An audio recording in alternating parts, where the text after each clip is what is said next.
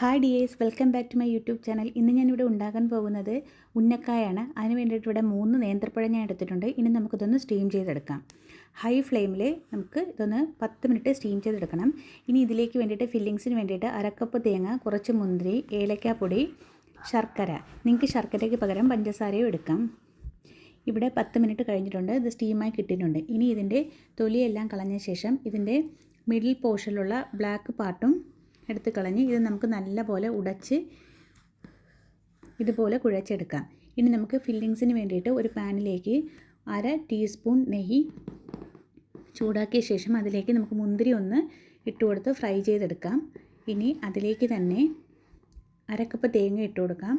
അതുകൂടി നല്ലപോലെ ഒന്ന് ഇളക്കിയതിന് ശേഷം ഏലക്കാപ്പൊടിയും ശർക്കരയും ചേർത്ത് കൊടുക്കാം.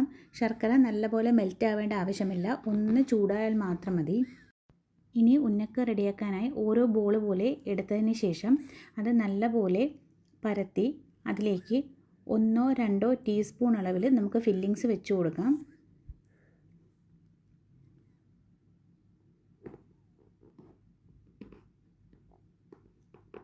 ഫില്ലിങ്സ് വെച്ചതിന് ശേഷം ഇത് നല്ലപോലെ കവർ ചെയ്ത് കൊടുക്കണം. പൊട്ടിപ്പോകാൻ പാടില്ല. നല്ലപോലെ കവർ ചെയ്തതിന് ശേഷം നമുക്ക് ഇതേപോലത്തെ ഷേപ്പിലാക്കി എടുക്കാം. നിങ്ങൾക്ക് ഇഷ്ടമുള്ള ഷേപ്പിലാക്കി എടുക്കാം.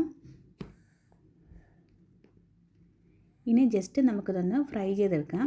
ഞാനിവിടെ കുറച്ച് എണ്ണയിൽ ജസ്റ്റ് ഒന്ന് പൊള്ളിച്ചെടുക്കുന്നതേ ഉള്ളൂ. നിങ്ങൾക്ക് വേണമെങ്കിൽ എണ്ണയിലിട്ട് തന്നെ നല്ലപോലെ ഫ്രൈ ചെയ്തെടുക്കാം. എല്ലാ പാർട്ടും നല്ലപോലെ ഇതുപോലെ ഫ്രൈ ചെയ്തെടുക്കണം. ഇവിടെ നമ്മുടെ ഉന്നക്കായ റെഡിയായി കിട്ടിയിട്ടുണ്ട്. ഇത് വളരെ സിമ്പിളായി ഉണ്ടാക്കിയെടുക്കാൻ പറ്റുന്ന ഒന്നാണ്. എല്ലാവരും ഇത് ട്രൈ ചെയ്ത് നോക്കണം. എൻ്റെ വീഡിയോ ഇഷ്ടമായാൽ ലൈക്ക് ചെയ്യുക, ഷെയർ ചെയ്യുക, കമൻറ്റ് ചെയ്യുക, ഒപ്പം സബ്സ്ക്രൈബും ചെയ്യുക. Okay, thank you.